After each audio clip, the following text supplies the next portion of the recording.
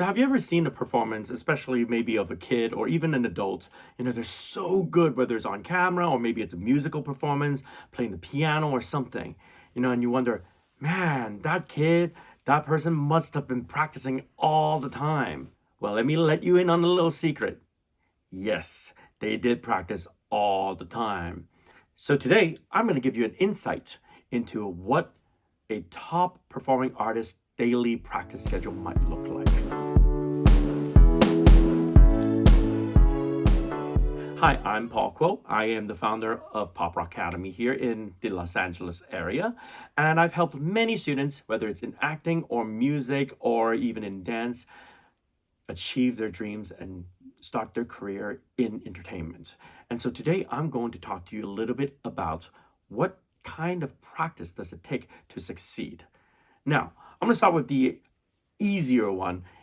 Acting is probably where you need the least amount of practice. Not that you don't need anything, but it is easier to get away with less practice for a young child. If you're a 5-year-old, 6-year-old getting into acting, you probably don't need a lot of practice. You just need them to be enrolled in some sort of a fundamental acting type class where they get to explore, be free to express themselves and showcase their personality. So the practice comes in the space of being encouraged to showcase who they are. So what you want to not do is to tell your child to sit down, be quiet, don't do anything, stay in the corner.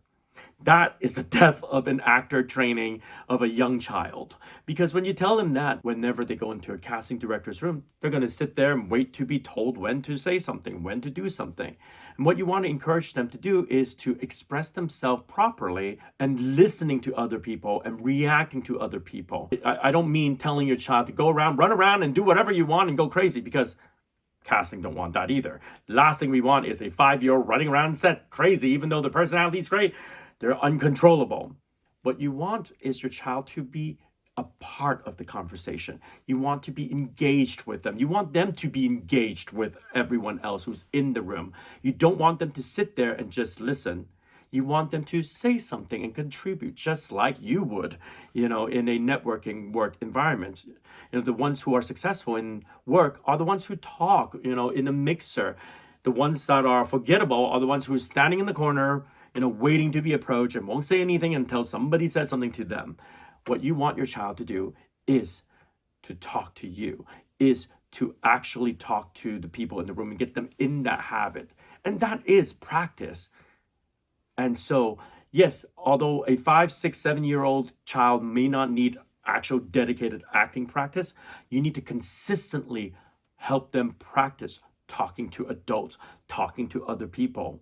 Not strangers, obviously, but talking to people who they know, maybe friends, family, uncles, aunts, teachers, other people that in your life.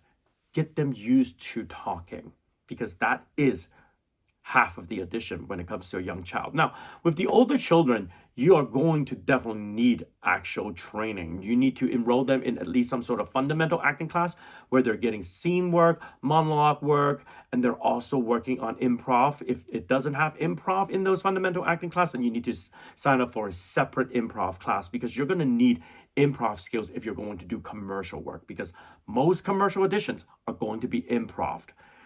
Now, of course, you need to also enroll your child into an on-camera audition class. So it's a two sides of the same coin, but they do need both, because in a typical fundamental acting class, they're encouraged to play, to be free, to explore. And then in your audition class, they're taught to reel that in and deliver a precise audition. If you only do one or the other, you lose out on the well-roundedness of your child. And just because they're a good actor, they can, do a scene and monologue, doesn't mean they know how to audition. Because auditioning means where do you look? How do you communicate exactly what you need so that casting sees it in that small little amount of space you have on screen, as well as the time that you have in front of casting. It's very precise. Whereas play is important because you need them to explore. Because if all you do is enroll them in an audition class and you don't give them play, then now they become a very stuffy, uninteresting actor because all they know is just techniques and they do everything the same way because they've never gotten the chance to explore. So you need both of those things. And then on top of that, you probably would want to train them in things like voiceovers, especially if they're young, because there's lots of opportunities. If they speak another language, make sure you let your agent know that they speak other languages so that they get audition opportunities in both on camera and voiceovers. And you also want to make sure they do have other skills like singing, dancing, sports, martial arts, any form of skills that can be seen on camera, it can be useful. You don't need to do all of them. Just pick a couple.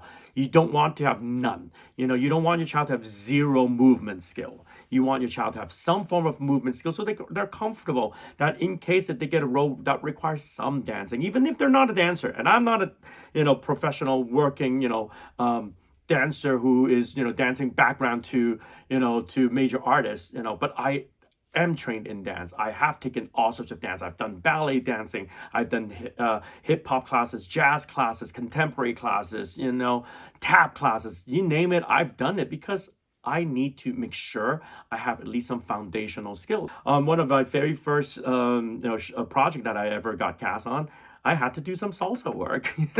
You just never know. And then I did a stage reading at one point that needed my tap skill.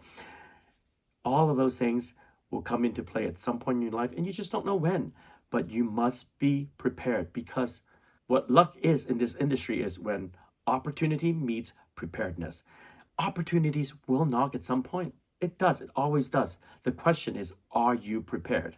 Now, that's for an actor. If you are interested in becoming a musician or a singer, that's a different story.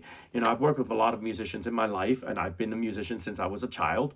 I've been playing the piano since I was 4 years old. The Asian parents are like, my child's going to take piano because everyone else is doing it. So I've been doing it since I was 4 years old. Well, if you want to be a professional instrumentalist, it is hours and hours of work. It's 10 years. It is not something that you can shortchange. You have to have at least 8 to 10 years of training, and you're practicing at least 3, 4, 5 hours. I say this to my students. I have some students that are, going to college or even becoming a performer, and this is what they need to do.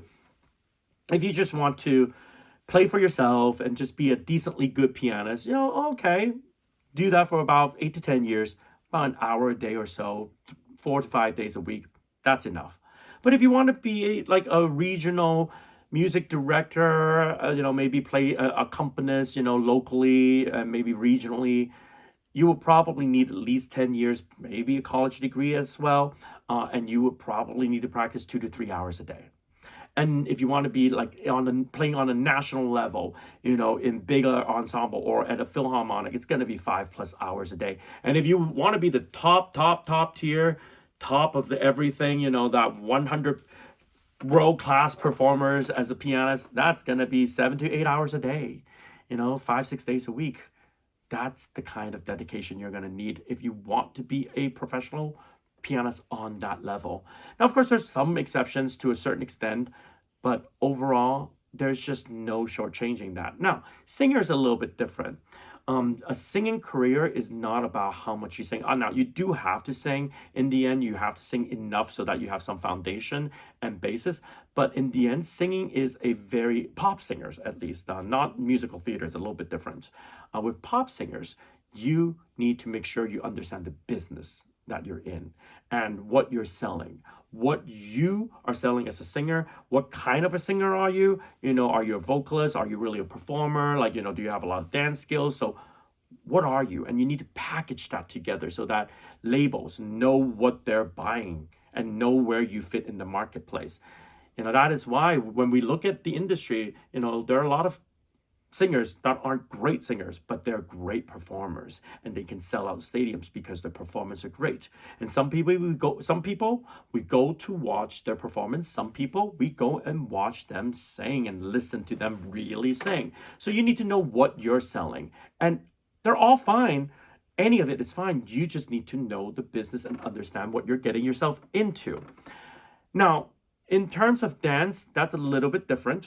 With kids, you can actually get some representation after a few years, Usually it's going to take you 4 to 5 years going through that competition circuit. So you're taking like 3 or 4 classes a week, and you're doing like a couple of years of competition in group competition and probably in solo competition to get yourself noticed by agencies, and then they'll sign you and then start sending you out for dance auditions that are very specific to dance. Now, I'm not talking about the ones that are like, oh, I just need some kids dancing in the background. I'm talking about actually knowing how to dance.